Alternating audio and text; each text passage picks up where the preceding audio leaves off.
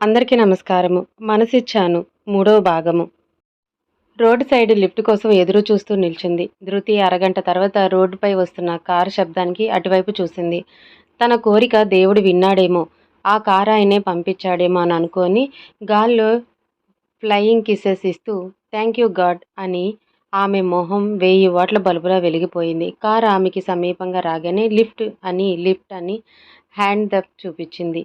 Car ఆమెకి దూరంగా వెళ్ళింది. ఆమెలో నిరుత్సాహం కమ్మేసింది. దొంగ సచ్చినోడు! ఆపితే వీడి సొమ్మేం పోతుంది అంటూ వెధవ డొక్కు కారు పెట్టుకొని వీడు వెధవ ఫోజు అని తిట్టుకుంటూ పక్కనే ఉన్న రాయి తీసుకుని వెళ్తున్న కారు వైపు విసిరింది ధృతి. ముందుకు వెళ్ళిన కారు మళ్ళీ రివర్స్ రాగానే కొంపతీసి తగిలిందా ఏంటి అని గోళ్లు కొరుక్కుంటూ నిల్చుంది. రివర్స్లో వచ్చిన కారు ధృతి ముందు ఆగగానే కార్ గ్లాస్ విండో ఓపెన్ అయ్యింది. ఎవరా అని ఆత్రుతగా కాస్త భయంగా కార్ లోపలికి తొంగి చూసింది. ఎదురుగా సిద్ధార్థ్.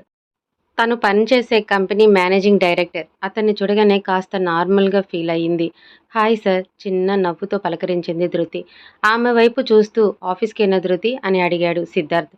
ఎస్ సార్, స్కూటీలో వస్తుంటే స్కూటీ ట్రబుల్ ఇచ్చింది, లిఫ్ట్ కోసం వెయిట్ చేస్తున్నాను అని ధృతి చెప్పగానే కార్ డోర్ అన్లాక్ చేసి గెట్ ఇన్ అన్నాడు సిద్ధు. అమ్మయ్య అనుకొని కారులో కూర్చుంది ధృతి. అయినా ఎన్నాళ్ళు ఇంకా స్కూటీలో వస్తావు, కంపెనీ ప్రొవైడ్ చేసే కార్ తీసుకోవచ్చు కదా అని అడిగాడు. నో సార్, నాకు ఇష్టం లేదు. అది నా ఫస్ట్ శాలరీతో కొనుక్కున్న వెహికల్. నేనేమీ దాన్ని వదిలేయాలనుకోవట్లేదు మేడం. ఇలా ఆఫీస్కి వచ్చే ముందు తంటాలు పడే కంటే ఆఫీసు ప్రొవైడ్ చేసిన కార్లో రావచ్చు కదా, మీ ఫ్రీ టైంలో స్కూటీతో స్పెండ్ చేయొచ్చు కదా అని చెప్తున్నాను. జస్ట్ ఒక చిన్న సలహా, నచ్చితే తీసుకోండి లేకపోతే లేదు అన్నాడు సిద్ధార్థ్ చాలా సింపుల్గా. ధృతి చిన్నగా నవ్వి ఊరుకుంది. కారు విండో నుంచి వస్తున్న గాలికి ఆమె కురులు ఆమె మొహంపై నాట్యం ఆడుతూ ఉన్నాయి. ధృతి ఒక మామూలు సాధారణ ఆడపిల్ల. పేరు ఉన్న కంపెనీలో జాబ్ చేస్తున్న తన తాహతుకు తగ్గట్టు మాత్రమే ఉంటుంది. కానీ ఆడంబరాలకు పోదు. జీన్స్ విత్ టాప్, ప్లక్కర్ పెట్టి వదిలేసిన లూజ్ హెయిర్, నుదుటిన బ్లాక్ స్టిక్కర్, లెఫ్ట్ హ్యాండ్కి బ్లాక్ కలర్ వాచ్, చేతిలో ల్యాప్టాప్ బ్యాగ్. అంతకు మించి ఎక్కువ ఎప్పుడూ రెడీ అవ్వదు. అంత సింపుల్గా ఉన్నా చూడగానే కళ్ళకు నచ్చేస్తుంది. ముఖ్యంగా ఆమె కళ్ళు. వాటిని చూస్తుంటే ఎదుటివారి చూపు పక్కకు తిప్పుకోలేరు. ఇప్పుడు అదే సిచ్యువేషన్ సిద్ధార్థిది. ఆమెనే గమనిస్తూ రోడ్డు వైపు చూడటం మర్చిపోయి ధృతి అర్చన అరుపుకి స్టీరింగ్ కంట్రోల్ చేశాడు. అయ్యో ఏమైంది సార్ మీకు? కాసేపు ఉంటే ఇద్దరం పరలోకానికి పార్సల్ అయ్యేవాళ్ళం. కొంచెం దృష్టి డ్రైవింగ్ మీద పెట్టండి సార్ అని అంటున్న ధృతి కంగారికి సిద్ధు చిన్నగా నవ్వుకుంటాడు. ధృతి ఫేస్లోని ఎక్స్ప్రెషన్స్కి గుండెల మీద చెయ్యి వేసుకుని ఊపిరి వేగంగా తీసుకుంటున్న ఆమెను చూడగానే అప్రమత్తంగా అతని పెదవులు విచ్చుకున్నాయి. అమ్మయ్య, ఇంకా మీటింగ్ స్టార్ట్ అయిపోయిందేమో, బాస్ ఎక్కడ నన్ను తిడతాడు అని నేను తెగ కంగారు పడిపోయాను. మీరు ఇంక ఉంటే మీరు వెళ్ళే వరకు మీటింగ్ స్టార్ట్ అవ్వదు కదా సార్. నేను బ్రతికిపోయాను అని అంది ధృతి నిశ్చింతంగా. మీటింగా? మీటింగ్ ఏంటి అన్ను కళ్ళు చిన్నవి చేసి అడిగాడు సిద్ధు. అదేంటి సార్, మనం న్యూ ప్రాజెక్ట్ టేకప్ చేశాం కదా, దానికి సంబంధించిన మీటింగ్ ఇవాళ ఎర్లీ మార్నింగ్ ఉంది. ఆ మీటింగ్ అటెండ్ అవుదామని హడావుడి పడుతూ వస్తూ ఉంటే ఆ స్కూటీ ట్రబుల్ ఇచ్చింది. అందుకే కదా నేను ఇంత హైరాణ పడుతున్నాను అని గుక్క తిప్పుకోకుండా మాట్లాడింది.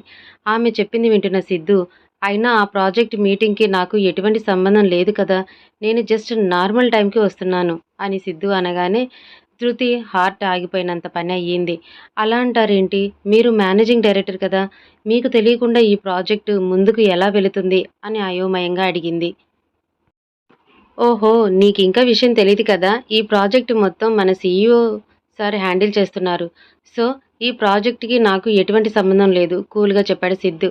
అంతే. ఆగిపోయిన ఆమె హార్ట్ వేగంగా కొట్టుకోవటం మొదలుపెట్టింది. ధృతికి నుదుటిన చెమటలు పట్టాయి. అయ్యో, ఈ విపరీతం నుంచి నన్ను కాపాడేవారే లేరా అని గట్టిగా అరవాలి అనిపించింది. కానీ అరవలేదు. ఏమైంది ధృతి? What happen? ఏదైనా ప్రాబ్లమా అని అడిగాడు సిద్ధు. అయ్యో అలా ఏం లేదు సార్, కారు కొంచెం ఫాస్ట్గా పోనివ్వండి. ఈ పాటికి మీటింగ్ స్టార్ట్ అయి ఉంటుంది. బాస్ చేతిలో ఇవాళ నా పని గోవిందా అని 2 చేతులు తల మీద పెట్టుకొని దిగులుగా కూర్చుంది.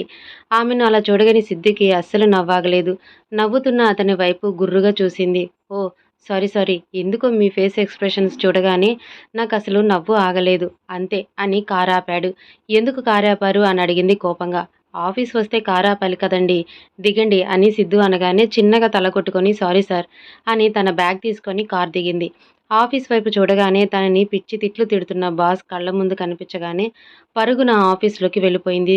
సిద్ధు కారు దిగాక ముందే కారు దిగిన సిద్ధుకి చుట్టూ ఎక్కడ కూడా ధృతి కనిపించకపోవడంతో ఇంతలోనే మాయమైపోయిందా క్రేజీ గర్ల్ అని అనుకొని తనలో తానే నవ్వుకొని ఆఫీస్ లోపలికి నడిచాడు. తీరా సీఈఓ క్యాబిన్ ముందుకు వెళ్ళిన ధృతికి అయ్యో!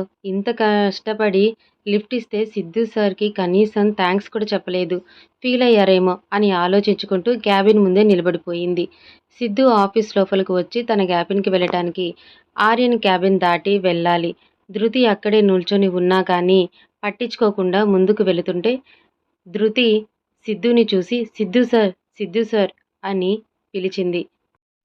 మనం ఇక్కడ నుండి కొంచెం వెనక్కి వెళ్తే ధృతి ఆఫీస్‌కి రావటానికి ముందు హారిక ఆఫీస్‌లోకి ఎంటర్ అయిన తర్వాత బావని కలవాలి అని హారిక హుషారుగా లోపలికి అడుగుపెట్టింది. ఆర్య అరిచిన అరుపుకి బిక్కు చచ్చిపోయాడు ప్యూన్. మేడంకి ఇంకా తెల్లవారలేదా ఏంటి? అది నాకేం తెలుసు సార్ అని అడగాలి అనుకోని అడిగే ధైర్యం లేక సైలెంట్‌గా నిలబడ్డాడతను. ఛ!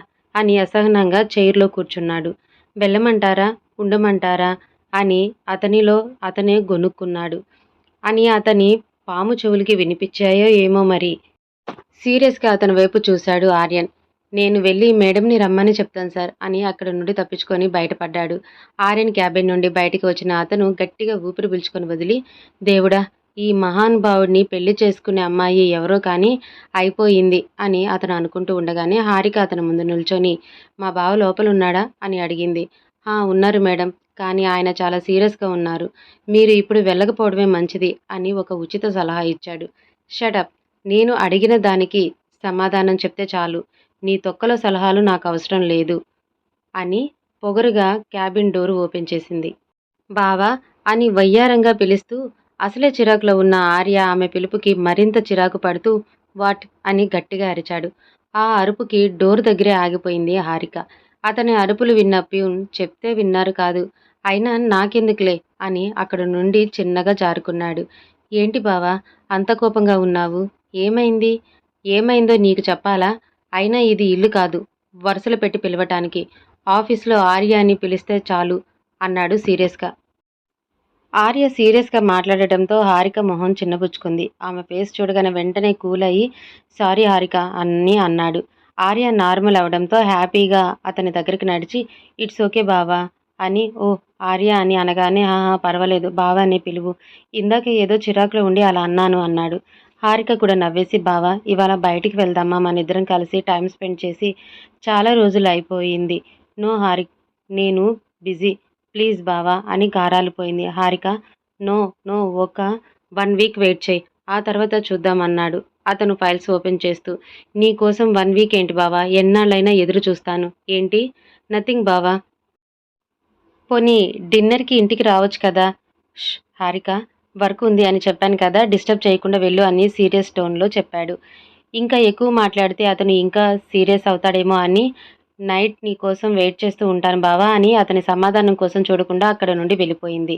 హారిక డోర్ ఓపెన్ చేయగానే సిద్ధుని పిలుస్తున్న ధృతి అతని కంట్లో పడింది. అతని చేతిలో ఉన్న పెన్ ఫైల్ మీద వంగి విరిగిపోయింది. ఫణీంద్ర కారు వసుధాదేవి నిలయంలోని ఎంట్రన్స్ దగ్గరికి రాగానే అక్కడ గోడపై బంగారు వర్ణంతో చెక్కబడ్డ వసుధాదేవి నిలయం అన్న అక్షరాల వైపు కోపంగా చూస్తూ తొందరలోనే ఈ ఇంటి పేరు కూడా మారుతుందిలే హారికాదేవి నిలయం అని. అప్పుడు ఈ కోట్ల ఆస్తికి వారసురాలు నా కూతురు అవుతుంది. అఫీషియల్‌గా, ఇన్‌అఫీషియల్‌గా నేను ఈ సామ్రాజ్యానికి అధిపతినవుతాను అని వంకరగా నవ్వుకున్నాడు. అతని కారు ఆ ఖరీదైన బంగ్లా ఆవరణలో ఆగగానే డ్రైవర్ వచ్చి కార్ డోర్ ఓపెన్ చేశాడు. తన కోట్ సరిచేసుకొని కారు దిగాడు ఫణి. ఎంతో హుందాగా లోపలికి అడుగుపెట్టాడు. అతను లోపలికి వెళ్ళగానే వసు హాల్‌లో ఇంపార్టెంట్ ఫైల్స్ చెక్ చేస్తూ కనిపించింది. సోఫాలో కూర్చొని మొగుడు చచ్చిన దీని డాబుకి ఏం తక్కువ లేదు. ఇంకా ఈమె పెత్తనమే సాగాలని కోరుకుంటుంది కాబోలు.